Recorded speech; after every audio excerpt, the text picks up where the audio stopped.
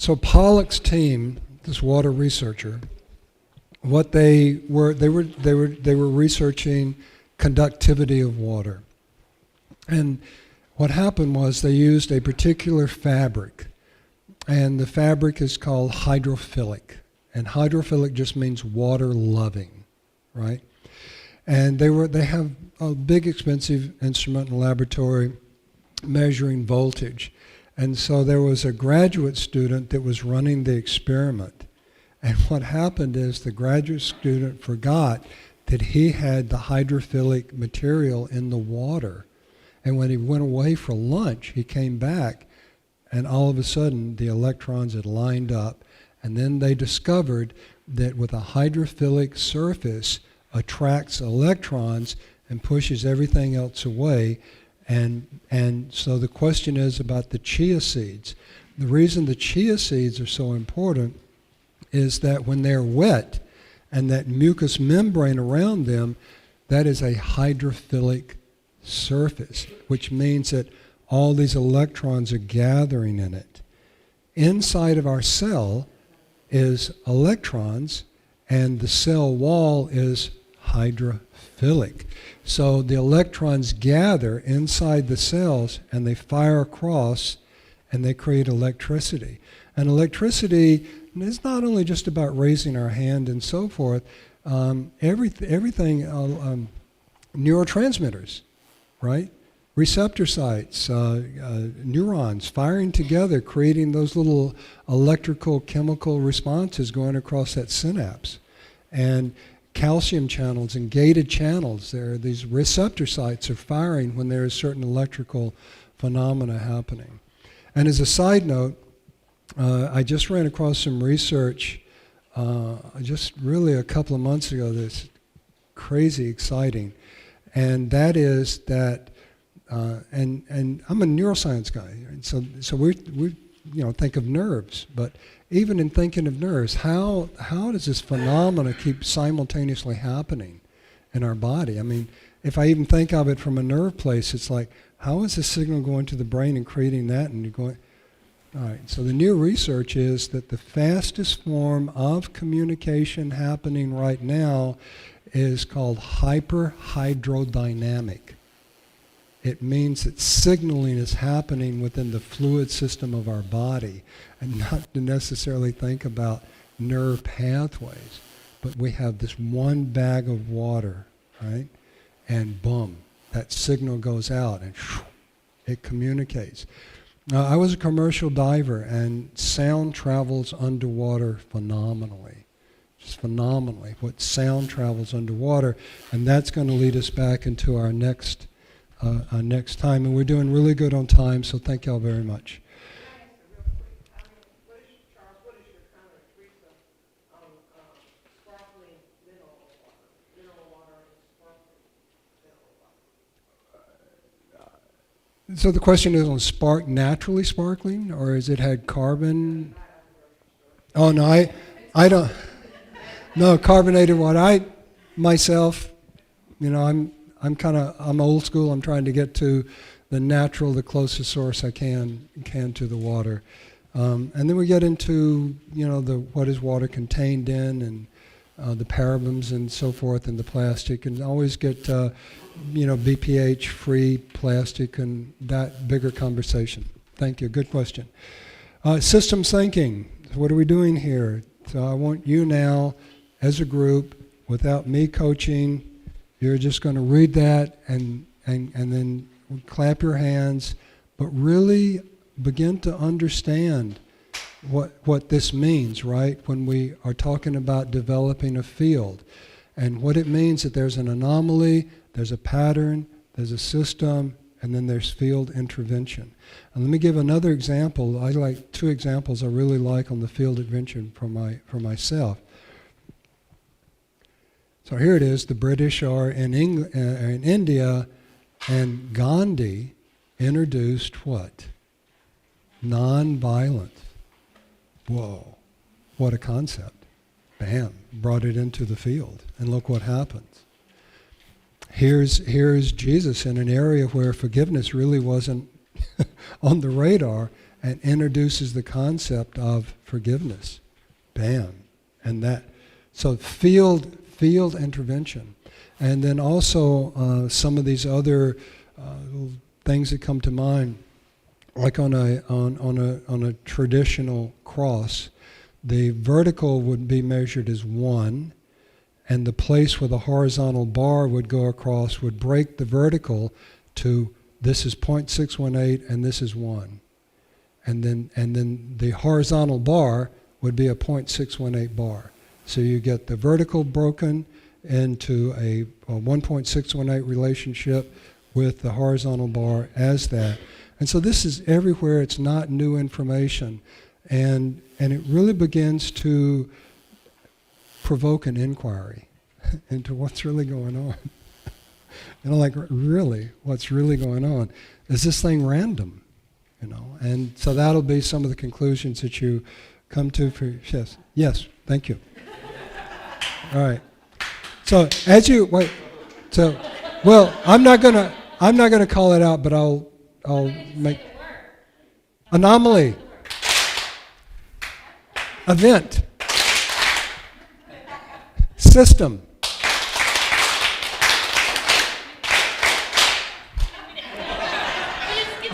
A pattern, who needs pattern, right? Thank you, that was really good. So, system changes from the field, intervention. Heart-focused breathing, and this is really Teresa's work, and she's quite skilled at it, and I'm absolutely a student of hers. I want to grow up one day and have the depth of love and compassion. No, please. Always encouraging. Okay, place your feet firmly on the ground. Settle into your seat. Close your eyes, if that works for you.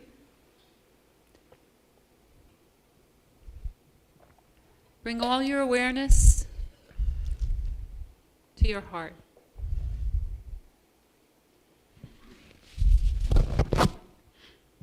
That's you. Sorry. That place in your body left of center. You might find it useful to place your hand there.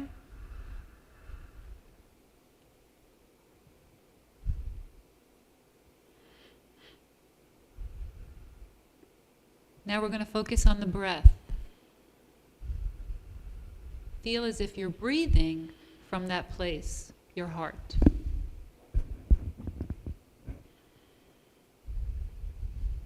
Notice the inhale, notice the exhale.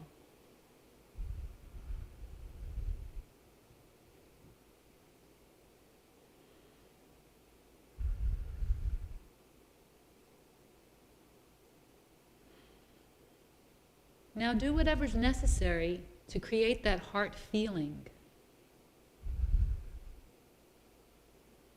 That love and appreciation.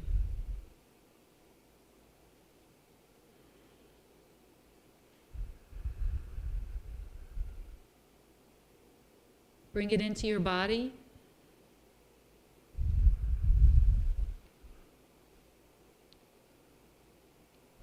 Send it to all your cells.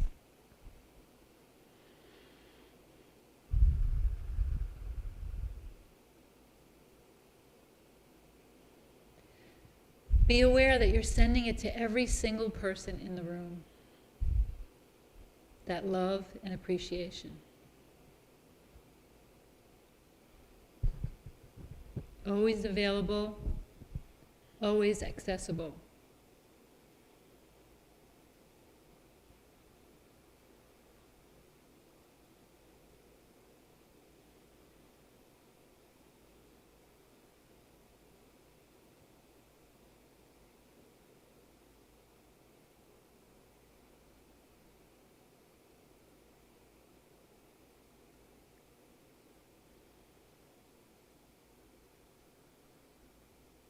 And when you're ready, you can open your eyes. Thank you, Teresa. Water has memory.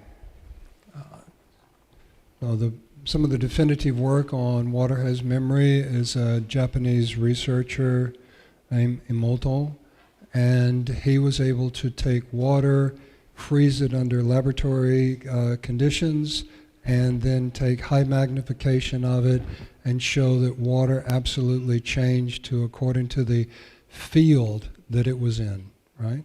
So if someone had projected anger into the water, or love into the water, or forgiveness into the water, and these hundreds and hundreds of hours of research and documentation, and you'll be able to find all of that under him. But the point is that Emoto distinguished that, and then the gentleman who invented this worked with Emoto, and they brought Emoto into the country, and Emoto was able to verify the things that we're sharing with you with the Hydria filter. Currently, now this is some years ago with Emoto, but currently, last year or 2 years ago, the University of Stuttgart at a water conference in Belgium, and the films on this are amazing. As what happens is there's the researcher, there's a bowl of water, right? There's a high magnification and television screen with a camera showing real time, and the researcher would take one drop of water, put it on the slide, and boom, and that water looked a certain way, and take one more drop of water and put it on the slide, and that drop looked completely different. And they were able to replicate that over and over again. Out of the same bowl, every drop of water looked different. Then they take a flower and just dip it into the water and pull it out. And from that time on, every drop of water that came out looked similar, right? So then what happens when you take that shape of water, that tetrahedral shape, the reason that water is such an amazing ability to store is because of the shape of the water molecule, and so it just really exciting. Like so the tetrahedron stands for tetra, and in the Jewish tradition, the unspeakable name of God is Tetros or Tetras. Something like that, right? And so the mysteries are always there. It's just ability to bring them forth and understand how space is filled. Space is filled with these geometries. This is a really fascinating story. So Mesner was one of the co-founders of HIV. He won a Nobel Prize for it, and his work continued. So I'm going to set this up, right? So the way that DNA sampling occurs, there is a vial, and it's got nucleic acids in it, and then a tissue is dropped from...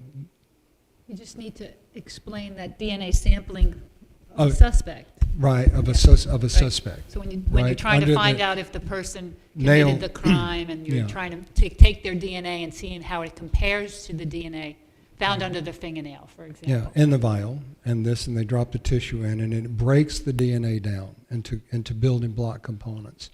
And then they will take a tissue sample from the suspect and put it in that vial, and if the DNA reassembles, it's a match, okay? So Mesner takes, this is crazy, Mesner takes HIV and does that same thing in a vial, right? And it breaks it down, and then he takes HIV in a separate container. These containers they've never made contact, right? Electronic. Electronic signal, and he sends the electronic signal that replicates the vibration of the HIV into the vial, and it reassembles. So the implication here is that vibration and memory and pattern and information can be imprint and program water, right? Because it's in a vial. So fluid is able to do that. So again, water has memory. So then some samskaras or memories or conditions, where do we get this stuff? Right? I mean, what happens? We're born, we're babies, like everything is happening, and then, and I really think that the baby is in singularity. And then something happens and we begin to identify ourselves as completely separate. And I believe that what happens is we begin to identify ourselves as our body. And inherent in that body are memories. And those memories are contained in the water. And I spoke with Vladimir. Vladimir is a Sanskrit scholar, for those of you that know. And it's out of the Vedanta, the Vedic system, which is a 6,000-year-old map of consciousness, who we are in the world. And so I was able to run some of these ideas by Vladimir, and he coached me. And this is currently, I'm accurate to say this, that it's possible even in that system that memories are transgenerational. We're getting conditions and memories passed down from the bloodline.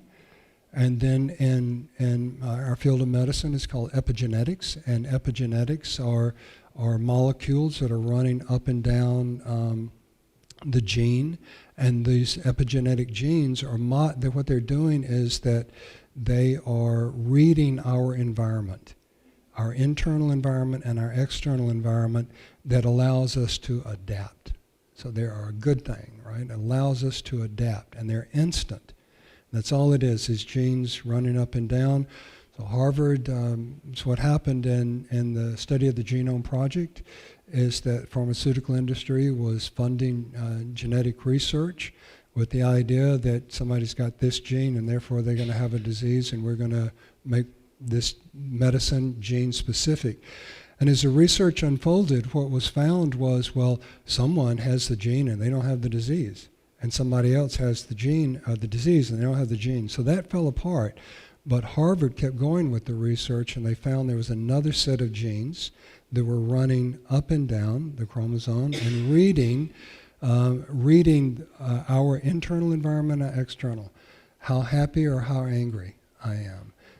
If I'm living in pesticide or if I'm living in a clean environment.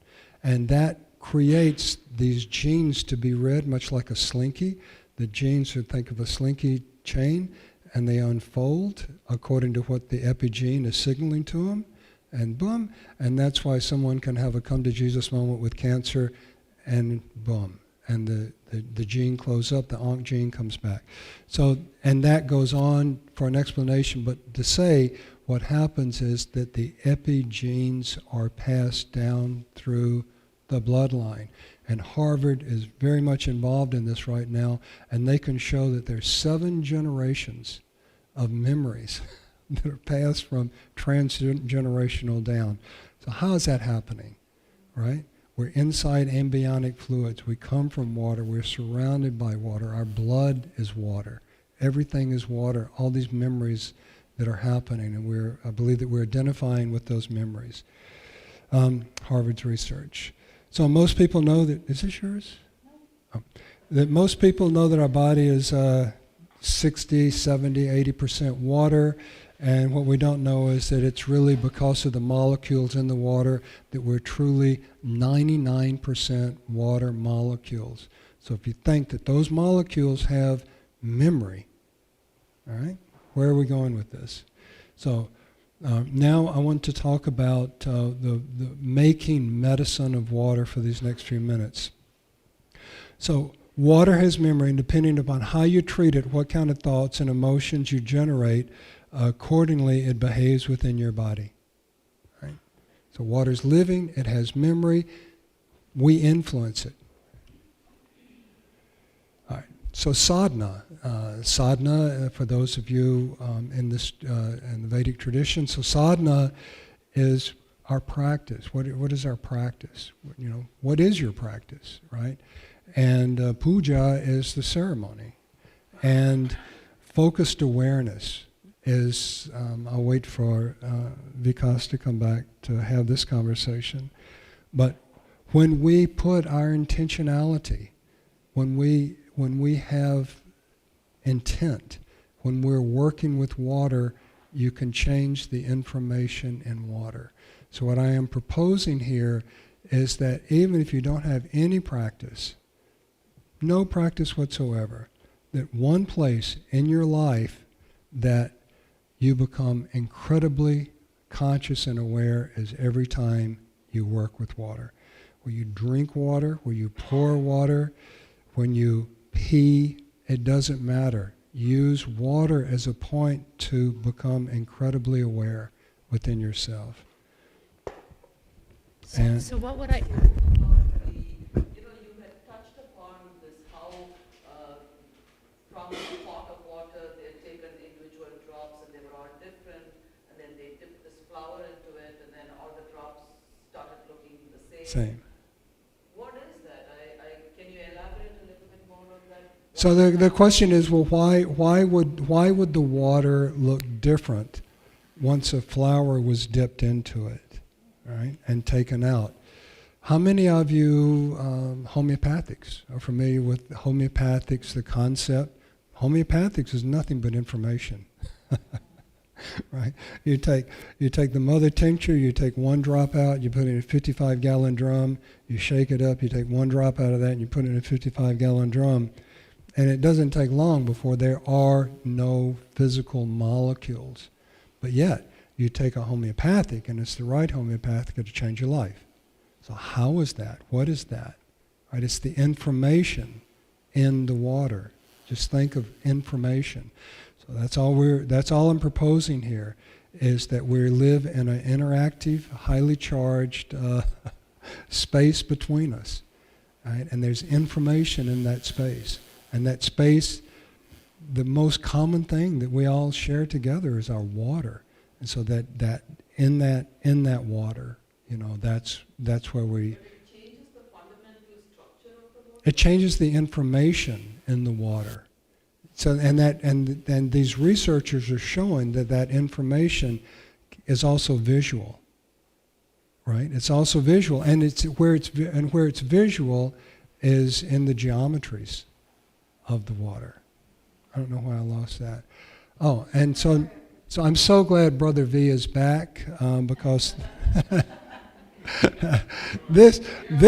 yeah, right. So this is what I want to talk about right now. So how do we hone that skill? How do we come so clear that we can hold water and intentionally change the information in the water? And one of the many things that happens here at La Grasse is there are just some phenomenal individuals that are involved.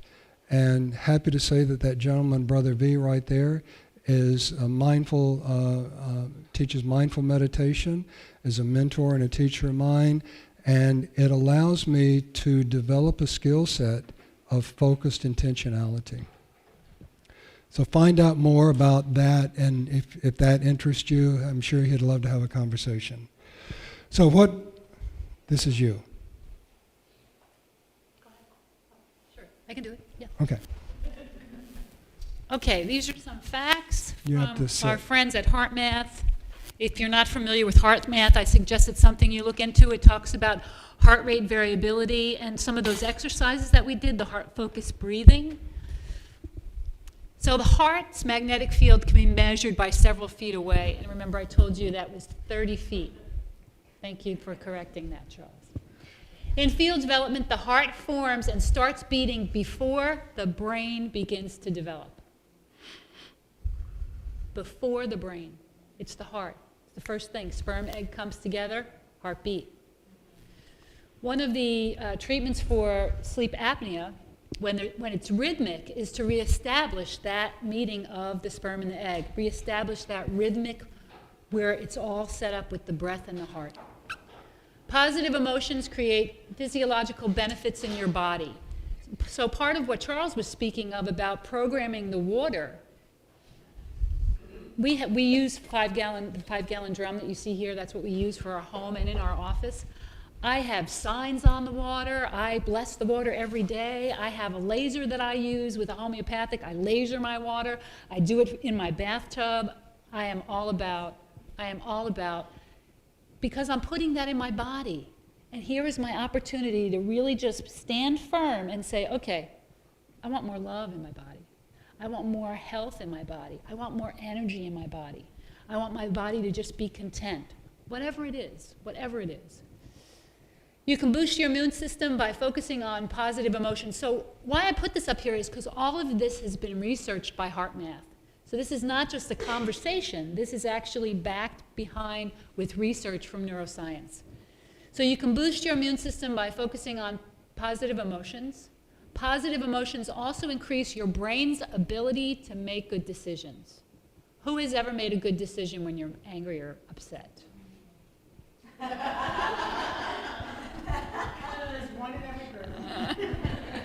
And the same thing is that negative emotions can actually do the opposite, right? Wreak havoc on your nervous system, create a cascade of, so cortisol, everybody knows about cortisol, right? Released from your adrenals, released in the morning, get you going, really good thing, not necessarily a bad thing, but if it's released all the time, all day long, in your body all day long, so not only does it make you a little irritated, but it also dampens down your immune system by 40%. It also, peristalsis and all that digestive activity slows down. You know why? Because you're supposed to be running away from a tiger. That's why the cortisol is being released. But there's no tiger. Well, you know, sometimes. Okay. This is you. Oh, is it?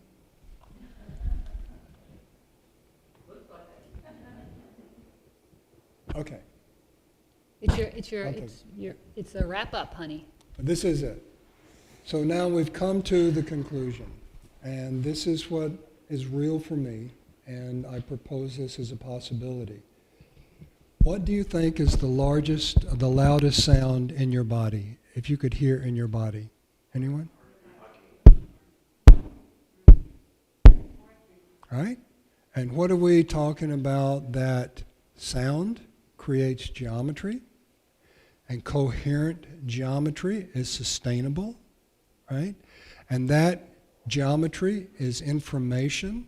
So I believe that we are literally programming our reality, that consciousness is. And what we're doing is we are programming that reality from our heart and the water within our body. And that is why I believe we experience duality. Right? That's my conclusion. I believe that we're life itself. I don't believe that we are alive. Right? I believe that we're life. And that life is both biological and non-biological. And as life, biological, emanates through this body, what it's doing, it's identifying itself with the memories that are inherent within the body. If we had more time, that was our idea, to let you form that conclusion yourself. But so what happens with HeartMath is that HeartMath is a biofeedback program. It's a research group that's been around. I knew about them in the 80s, okay? And what they're doing is they're showing the power of the human heart and what happens. And one of the measures is called HRV, heart rate variability. And in an EKG, you're looking at the top of the wave, but HRV is where it's at, and that's at the bottom, the trough of the wave. So I sit down, my heart had to adjust. I stand up, my heart has to adjust. Someone pulls out in front of me, my heart has to adjust. I get upset, my heart has to adjust. And the ability to adapt to all of those situations is called heart rate variability. There's tons of research on that shows that somebody's heart rate variability. I met him in South Carolina here a couple of years ago when we moved down from Vermont. We work with vets. And this gentleman was an Army chaplain, and he works for the Department of the Army at Bethesda, and he developed a heart rate program to measure HRV, heart rate variability. like the heart math system, we can do it like in our office in real time. But this gentleman developed a test that measures it over a few days. And what happens is that as the heart rate measures lack of its ability to adapt, that also means it's not just a physical adaptation, but the vet's ability to adapt and to cope. And they almost know when he's going to pull the trigger. And then that's where the man intervenes, is that loss of adaptation. So we're encouraging you that sustainable adaptability happens. It's a learned skill that you can develop within your own heart, and that if you remember how Teresa was leading us through it, always she came back to love, right? Always she came back to love. And when we have that love, it creates that sustainable waveform of HRV variability, which allows us to feel and experience things differently. And your heart, field from your heart can be measured how far? 30 feet, right? So that feeling that we have, that responsibility, we have a 30-foot responsibility. Want to make the world a better place? Become incredibly present, love as much as we can, stop the brain chatter, right? And by the way, for me, there's a huge difference between brain and mind. I think mind is what the brain doesn't do. That mind is a blank screen. That consciousness is, and that my thoughts are projected onto that. So I think that we can make a big difference. So when you discharge electron robbers and uptake electron donors, what do you think is possible? Right? When you structure and charge and bless your water, what do you think is possible? When you feel love in your body, what is possible within the field? So ground yourself, learn how to change your heartbeat, electromagnetic field of your heart coherence. Remember, water and blood have memory. You're looking at me. Am I forgetting something? Okay. Sadhana is find something with water and just have a practice, a moment. And every day just continue to develop that skill set. Doesn't matter. One time, I'm going to pick up my water and I drink it. I'm going to remember. I'm going to bless the water. I'm going to pray on the water. I'm going to do whatever my juju is to put it into the water. And then when you have water, like in a container like we do, make a ceremony out of it. Make puja. Put some flowers up on it and do a little arti and burn some incense. Whatever you're focusing your intent, that's where it's at. That's your waveform and program and imprinting the water. Now, this is a moment. This is your community, right here, right now. This is your community. If you like this type of interaction, this type of thinking, how it is for me, how I am truly, if you were my patients, how I am with you as a patient, as a person that I know you, is that one of the, probably the only other kind of Sanskrit word that I'll ever know is called upa, upaguru. And upa is my translation of it. It means friends that are teachers. So you teach me something, and I learn, and I go, oh my God, and I come back and I share that discovery with you, and you go, wow, and then you give me your wow, and then I go, oh my God, this is the missing piece, right?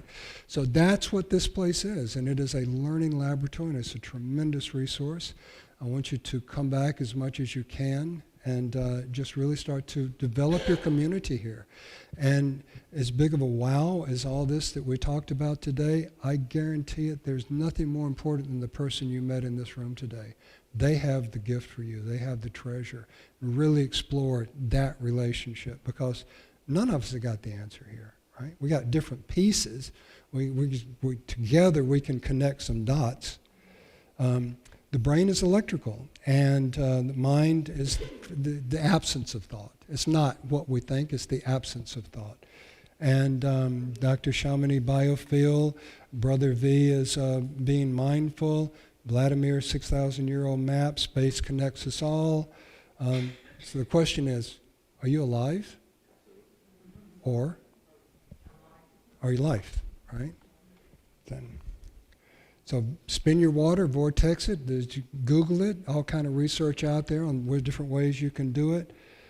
This is really interesting to me. Okay, so I am a classic. I got to go. I'm a classically trained acupuncturist, 4,000-year-old medicine, and now what we know in neuroscience that it is a mapping of the entire electrical system of the body, and all these lines you see here. It's just how we can input a tiny little wire and send 1/1,000,000th of an amp to cause your brain to release serotonin, or to rehabilitate itself and to rewire. So once we intervene at the electrical system, everything is possible. Every condition can be treated, not from a chemical, but from a regulation of the electrical system. And I don't even pretend to know what the chakra system is, but what I, as a neuroscientist, I'm very interested in where the different chakras connect to the different vertebra, because I'm an electrical neuroscientist and I can make sense of that, you know. And I really look forward to having the expertise of this community to begin to explore that system from the neuroscience perspective of it. And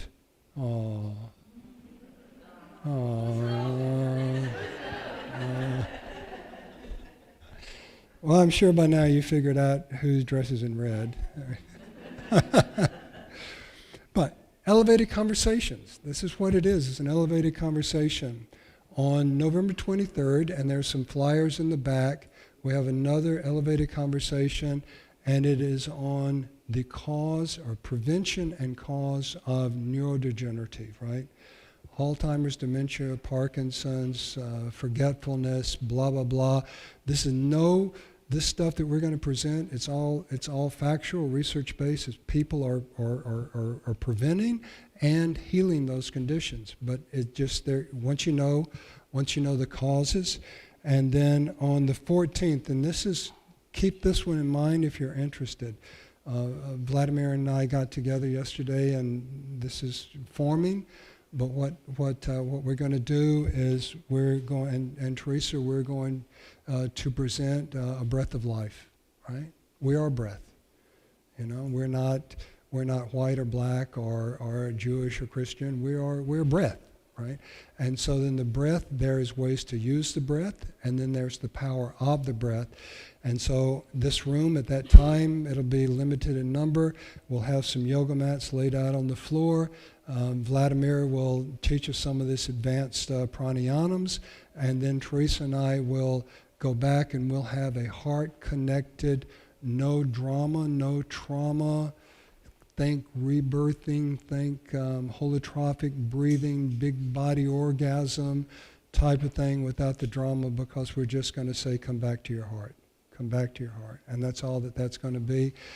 And you're invited, and we decided to go ahead and keep it, even though we know that's going to be pushing it into the Christmas time. But what happens is, right after this, and we're inviting all of you to think about these possibilities, is that our tradition, our family tradition, is that we go to Stillville during the Christmas holidays.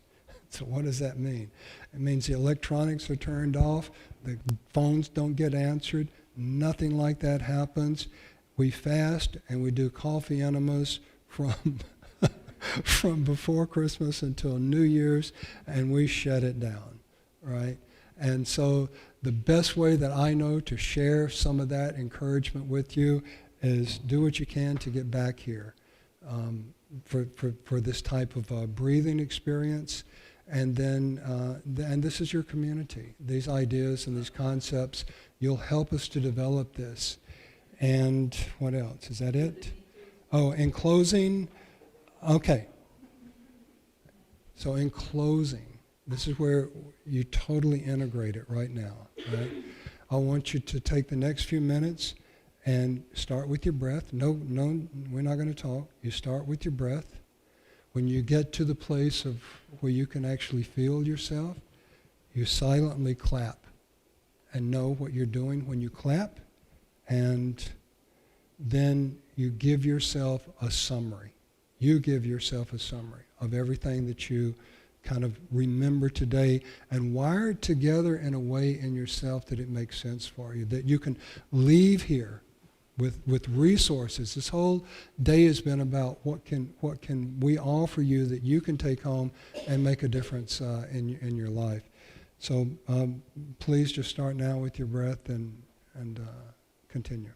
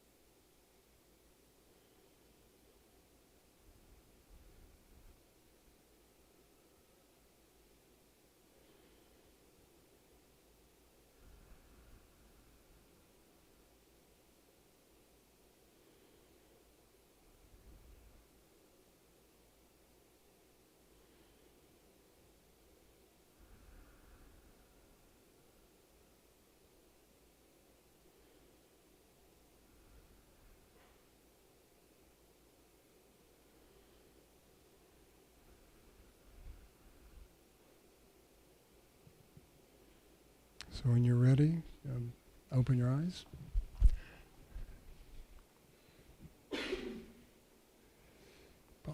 And here is a resource page for some of the topics that we discovered. And that give us a few days to get this posted on our website, and you can always find us there. And I believe that having one more announcement, on the back table there's some information on Brother V and Dr. Shamani's work and what's going on here. And we have some flyers on the back about Regain Your Brain. And please, it's really difficult. We don't know many of you. It's really difficult finding you. So please pass this information out to your friends and family and your community. And let's come together and really develop this incredible resource that's happening here. This is a 300-acre project. This everything that you've heard about these great centers around America, from Esalen on, it's happening here. It's at that level of a project. And I just want to say from both Teresa and I, we really thank you. And we had no idea if it was even going to be possible to cover this much material in such a short period of time. So, listen, thank you. It just made it really, really easy for that. Anything from you? No, that's good. Thank you.